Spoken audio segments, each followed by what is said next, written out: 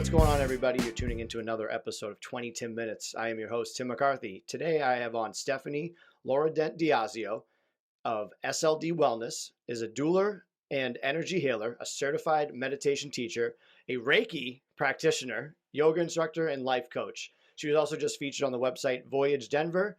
She found her way to energy and birthwork after having daily panic attacks while working in toxic environments. I think we can all agree with that we have that. That completely drained her. And on top of that, she's also the fellow podcaster with her show SLD Wellness. Hey, Stephanie, how are you? I'm good. How are you? I'm doing great. So we talked about this right before, and I was like, I did something really dumb that I couldn't figure out. I was like, what does SLD stand for? And I was like, oh, I get it now. I just had one of those, like Stephanie Lauredent-Diasio. So I pronounced that all right, right? Yes, you did. Oh, Jesus. That's, again, a good start to this interview. I love it. But thank you for coming on. Of course. All right, let's start with this because I had a lot of questions when we talked previous. Explain what doula is to people that don't know, because I didn't know this existed until now. Yeah. So a doula actually ends up translating to mean a woman who serves. And a doula is someone who helps people who are delivering emotionally and physically. And that there's postpartum doulas, there's birth doulas, there's doulas for tons of different things. Like there's death doulas, like there's doulas for every transition and point of your life that's there to help you physically, emotionally, help you get through birth, help you after birth. And that's what I love doing. How did you learn about that? So one of my best friends is actually a doula, and I also am a yoga teacher. And so when I was working in the corporate world and I realized like, okay, I'm ready to make a transition, I knew I wanted to do something that could help people. And I knew that I really wanted to do something that was more emotional and physical. And so I was thinking about it and I was like, oh, I have so many friends and family that are having babies. Like my sister-in-law had recently had a baby, and before they were having their babies, they would always talk to me because I'm a yoga teacher, and they would say, oh, I'm feeling overwhelmed, or oh, I'm feeling stressed. And so I would just say, let's talk. And we would do meditation. And then I was like, oh, there's something here. Like I got to really like dive deep into this and help other people who are having these similar feelings. Yeah, you have a knack for it. And was that the friend? Oh, no, sister-in-law, you said? Yeah. Was that the person that you canceled with me because they were having a baby? No, that Oh. was, I also, I work at a hospital as well. And so I was like, oh, okay, gotta go. And like last week I had 2 births. So I'm like always at a birth. So you're just a professional good person, it seems like. So that's good. The funny thing with yoga, and I feel like this is across the board with people with mental health, I feel like everybody in the mental health field does yoga and loves yoga. I love yoga. I think it's great. It makes me feel tall in the morning because I'm a short guy. I feel like it gives me an extra inch when I stretch. I was like, why do you think people love yoga so much in the mental health field, like especially for you?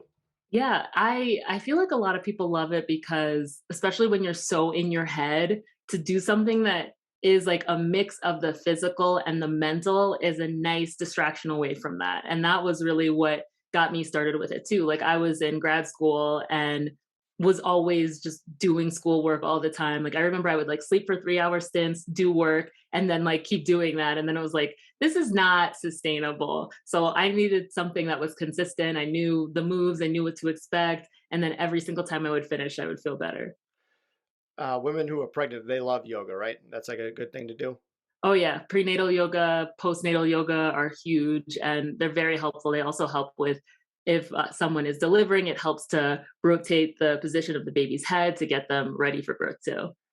I learned about that at a young age because I remember an episode of Fresh Prince of Bel-Air where Will took his aunt to like a prenatal like yoga class and just all Mhm. hell broke loose. So I always remember that as a kid. I don't know why. That's like the always like lives rent free in my head. You also said that you do Reiki. That's another one that I had to ask about because I couldn't pronounce it correctly right before this. I love how I get all my dumb questions out beforehand, so it looks like I'm smarter. But can you explain Reiki to me and probably a lot of other people that don't understand it?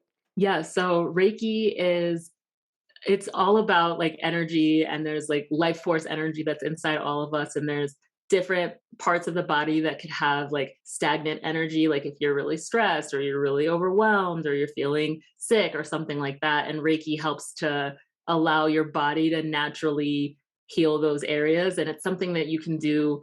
Somebody could do it with you while they're in the room with you, but they can also do it from a distance. Like I've done Reiki for people online or through the phone, and they're in New York and I'm in Denver, and they'll be like, "What did you just do? Why do I feel so much better? I fell asleep. Like what happened?" Yeah, I never really got like understood it at first, so that was a good explanation. I feel like a lot of people are very like against it, not against it, but like don't believe it in a way. I feel like people think that's like junk science or not. What do you think about those people?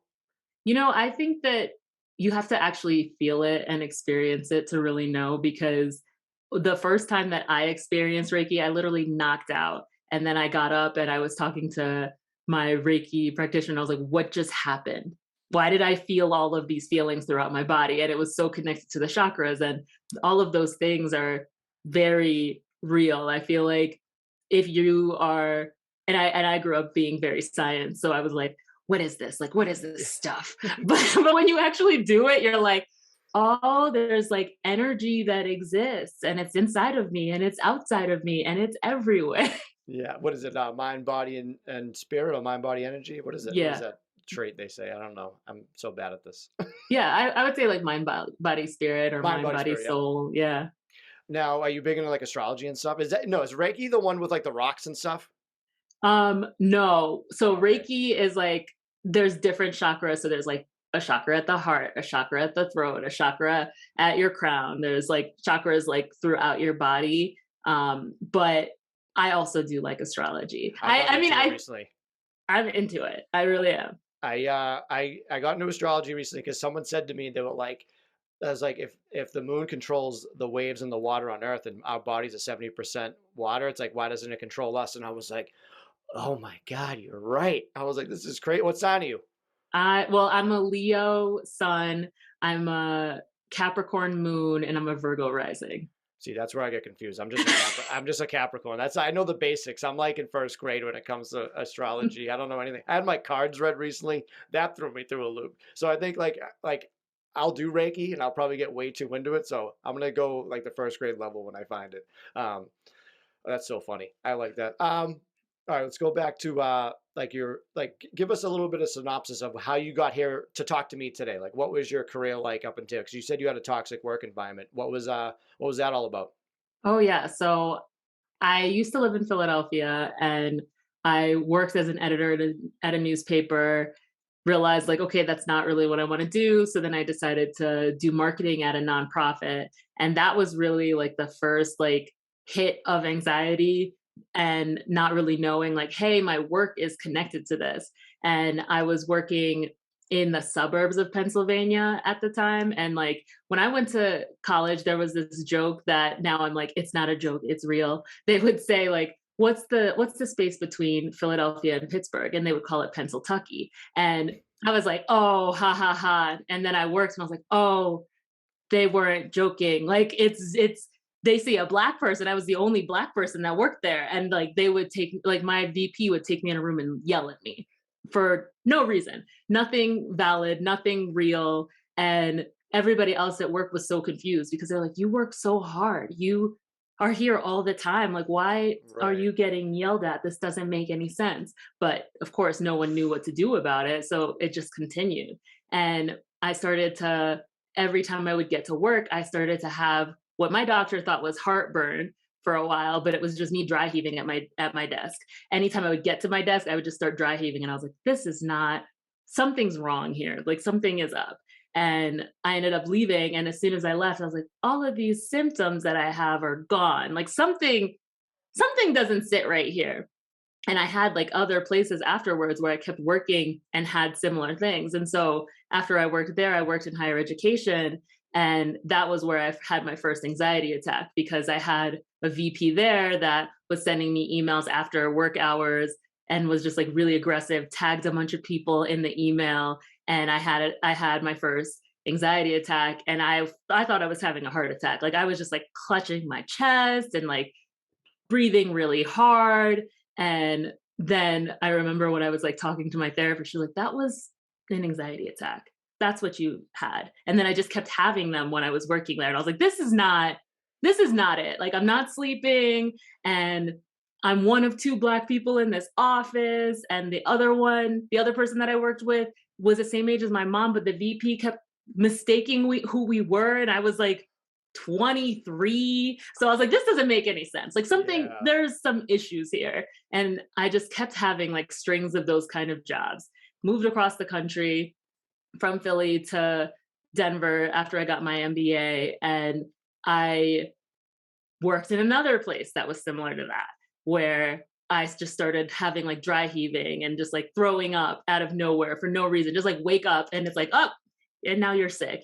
And I had a doctor that was like, it seems like every time you work one of these jobs, this happens. I can't tell you to quit your job, but it sounds like it's your job. That was always what they would tell me. And I was like, anytime I would hear that, I was like, this is a sign to leave. This is a sign to go. And then the last place where it was like final straw is I was working in a corporate yoga company doing internal communications, also working there as an instructor too. And I was working 7 days a week. I was there through COVID and started having the chest pain again. I had a panic attack while I was meditating on a weekend.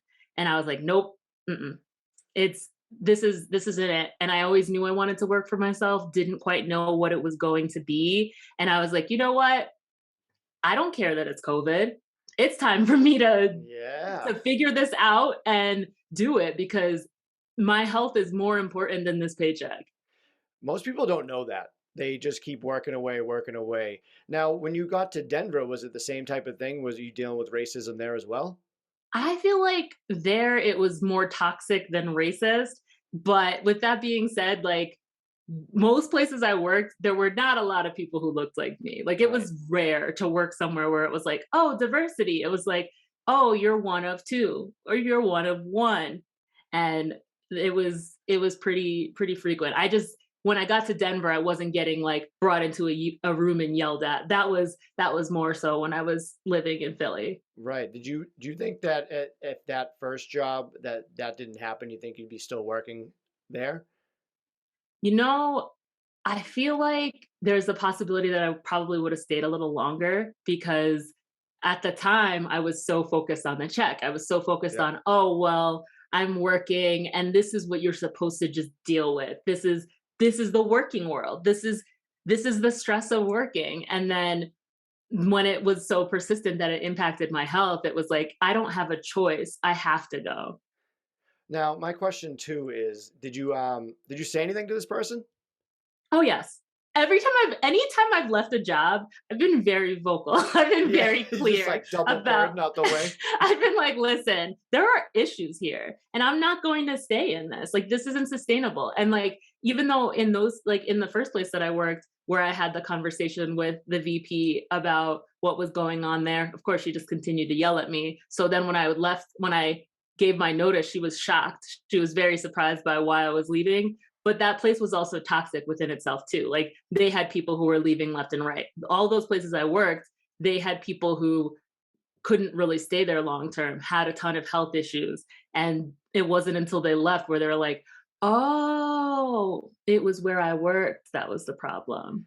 People's self-awareness is insane. Like how do some people just don't get it is beyond me. And the fact that you work for yourself now and you're having like a good time and feeling good just goes to show you weren't the toxic problem. You know what I mean? It just goes to show like I needed this and just like the courage and just like to go and do that. Were you nervous about doing all that? Like giving up and just going out to Denver and be like, all right, let's make this work. I'm not giving up.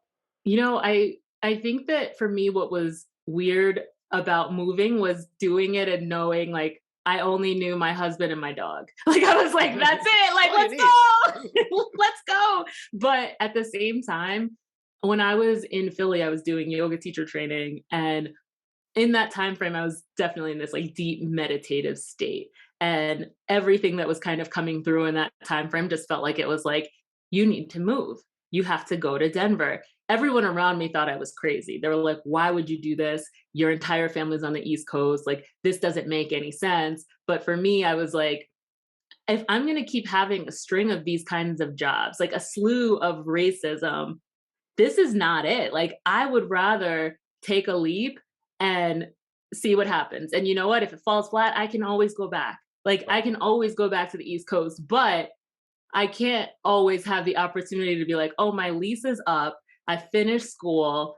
my husband's down to move too. Let's go. Yeah, that's awesome. Is there a big difference between the West Coast and the East Coast with everybody?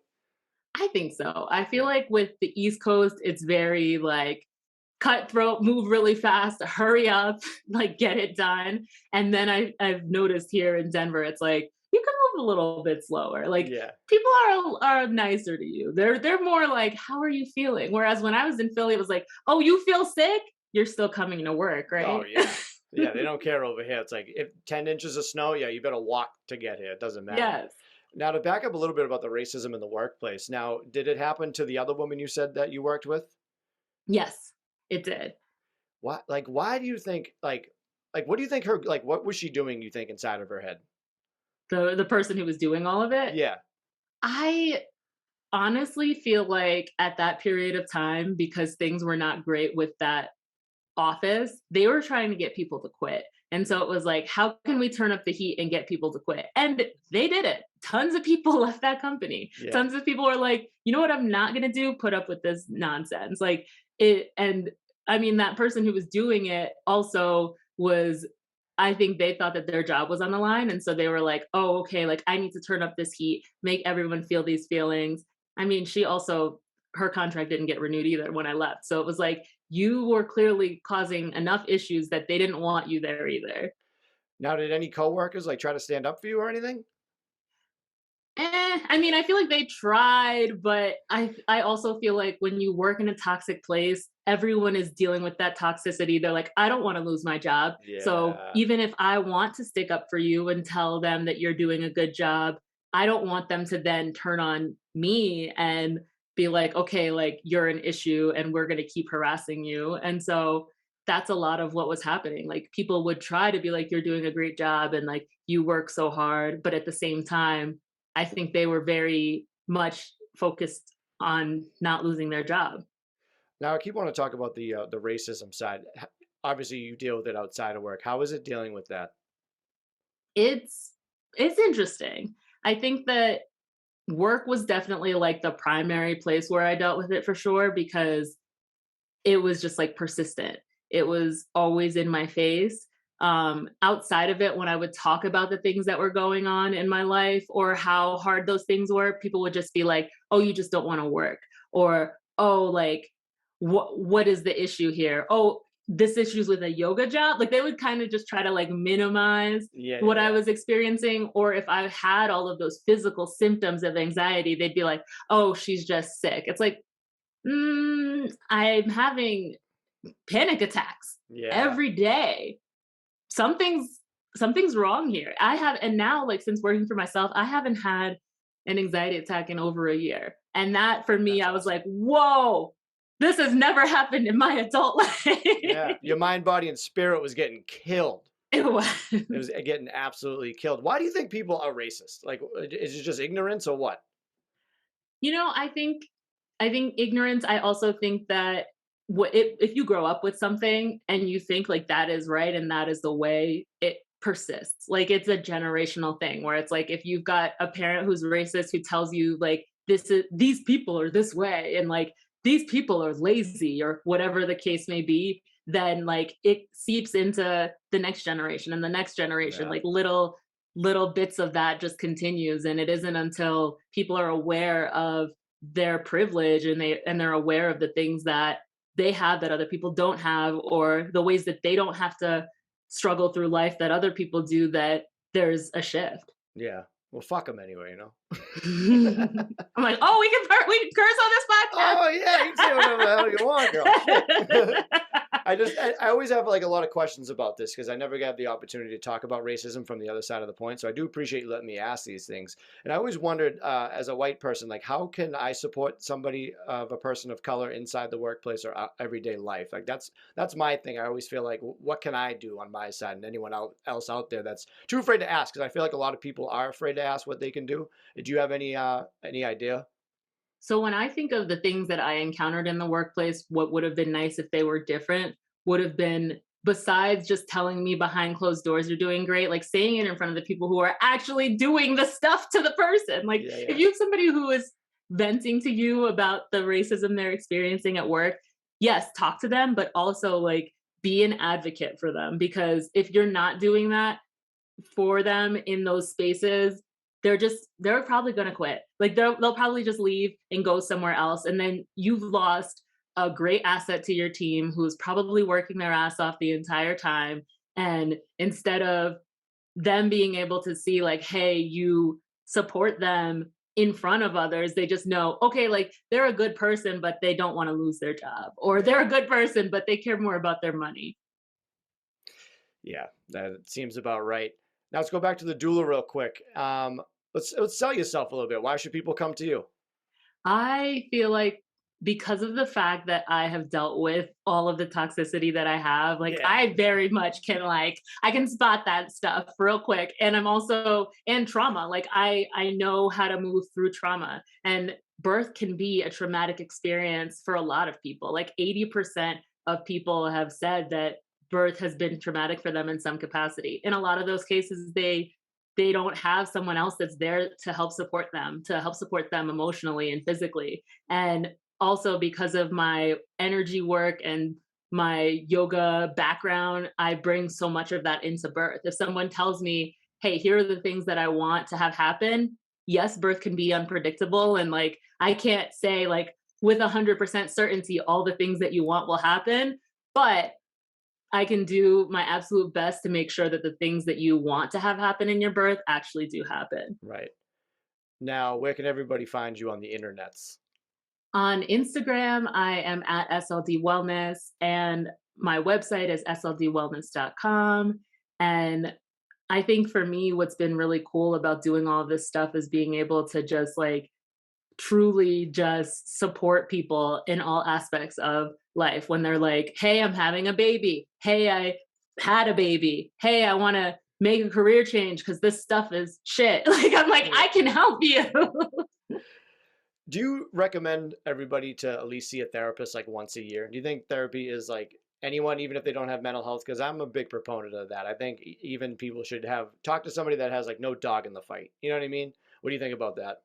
100%. I think that therapy, I mean, for me, I'm like, I love therapy. I've been going for over 10 years. Like, same. it's great. Mine's like a stand-up routine. I love it. Yeah. Yeah. And I feel like whether you have something that's going on or not, or you think you don't have something that's going on, it's good to go, because a lot of times we let things fester, or we don't even realize like the impact that something can have on us. Having someone who isn't your family or friend, having someone who is just looking at it from a third party perspective, I think is huge.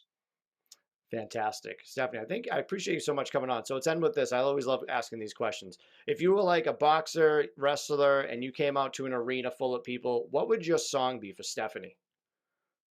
I was actually thinking about this earlier, and probably because I'm from New York, I'm like, I gotta go with Notorious B.I.G. Big Papa. Like, I was like, that's the song. That's Biggie's one of my, I think, top three hip hop artists of all time. I actually just bought a Biggie shirt earlier today, so that's you might have one of my favorite picks of all time. Actually, I think you have top three picks. That's a great one. And let's end with this. What are three things that you're grateful for today? I am grateful for my dog. I'm grateful Hold on. What type of dog and what's the name? You can't just skip over. I have a dog. You know what I mean? He's literally laying down on the ground over here. Such a good boy. Yes, he's so good. I was like, you're being quiet. This is wonderful. He's a Cocker Spaniel Golden Retriever mix, and his name is Dexter. Nice. I like. Is that after the show?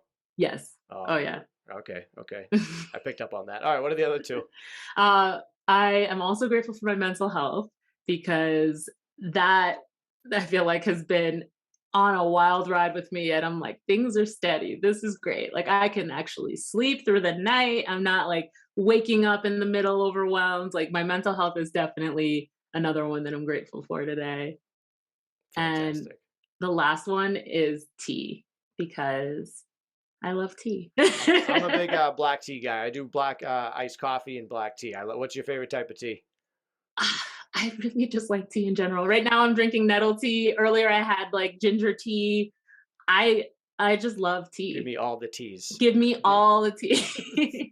Stephanie Lauredent-Diasio, thank you so much. Everyone listen out there, please go check her out. She's fantastic. I had such a good time chatting with you. Thank you for letting me ask all these questions. I wish you nothing but the best. I sought you out when I saw you. I go, this woman is going to be doing big things. So when you blow up, don't forget me because I want to come and visit Denver, all right?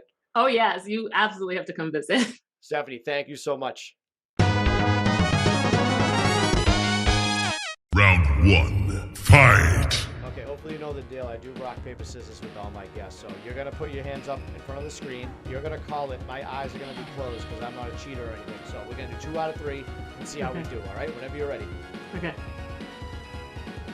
Wait, oh, am I doing 1, 2, 3 or rock, paper, scissors? It's up to you. What do you do? All right, 1, 2, 3. All right, I got paper. One zip on you, okay? Okay, all right. 1, 2, 3. Ooh, 2 scissors, okay. All right. 1, 2, 3. Oh! You Ooh.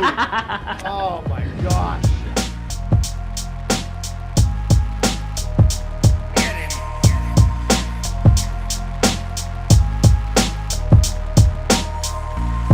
You can kiss my ass.